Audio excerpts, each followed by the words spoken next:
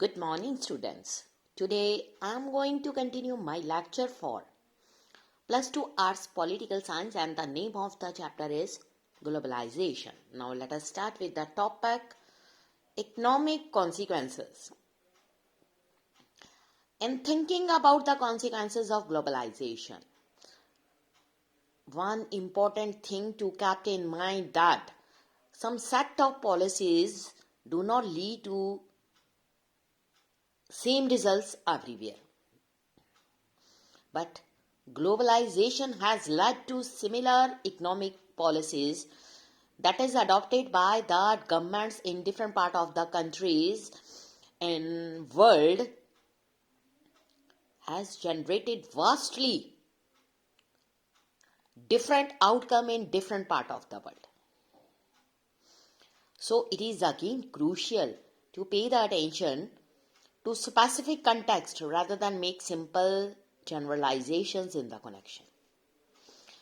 If we talk about economic globalization, जो economic globalization है, it has created an intense division of opinion of different people in different part of the world. Those who are concerned about social justice,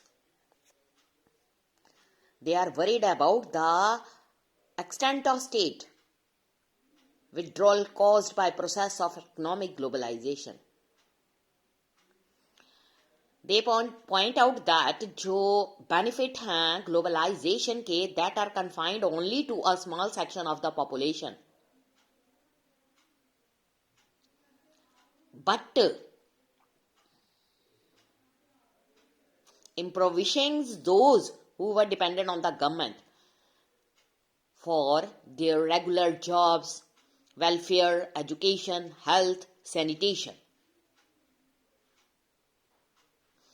They also emphasize the need to ensure institutional safeguard and also create some social safety nets so that the negative effect of globalizations can be minimized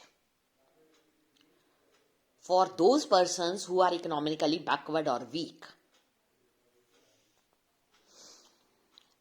Many movements in all over the world feel that जो safety nets हैं are insufficient or unworkable. So they called a halt to forced economic globalization. And जो results हैं would lead to economic ruin for weaker country, especially उन countries के लिए where population of poor people is maximum. Some economists described economic globalization as recolonization of the world. कुछ advocates हैं economic globalisation के, वो argue करते हैं कि economic globalisation generate greater economic growth, also well-being for the large section of the population where it is deregulation. Trade, अगर हम trade की बात करें, export import business among countries allow करती है हर इकोनॉमी की to do what it does best. इससे बेनिफिट होगा पूरे होल वर्ल्ड को. वो ये भी आर्ग्यू करते हैं कि जो इकोनॉमिक ग्लोबलाइजेशन है inevitable and it is not wise to resist the march of history. Moreover,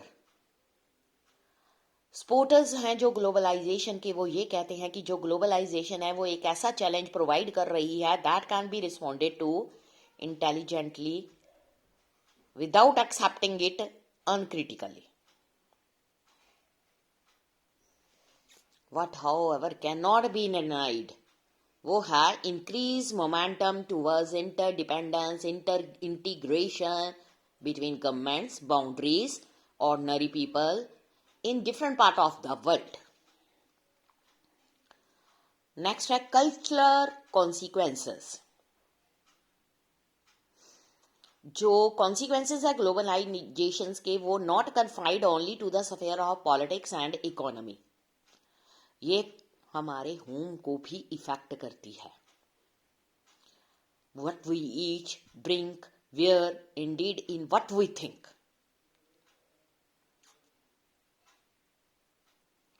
ये शेप देती है what we think are our preferences. लेकिन जो कल्चरल इफेक्ट है ग्लोबलाइजेशन का leads to the fear that this process poses a threat to cultures in the world. क्योंकि जो globalisation है leads to the rise of uniform culture,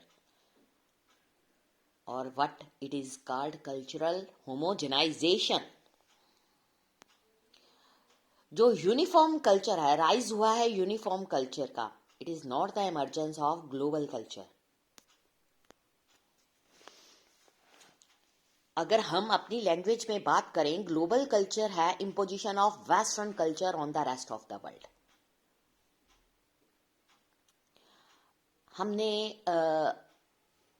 एक जगह पर पढ़ा था phenomena of soft power of US hegemony. अगर हम कल्चरल फिनोमिनन की बात करते हैं, जो पॉपुलैरिटी है बर्गर्स, ब्लू जीन्स, कुछ आर्ग्यू करते हैं कि it has a lot to do with the powerful influence of American way of life. So जो कल्चर है पॉलिटिकली, इकोनॉमिकली, उसने डोमिनेट किया है सोसाइटी को और अपना इम्प्रिंट छोड़ा है लेस पावरफुल सोसाइटी पर. एंड जो वर्ल्ड है begins to look more like the dominant power wishes it to be.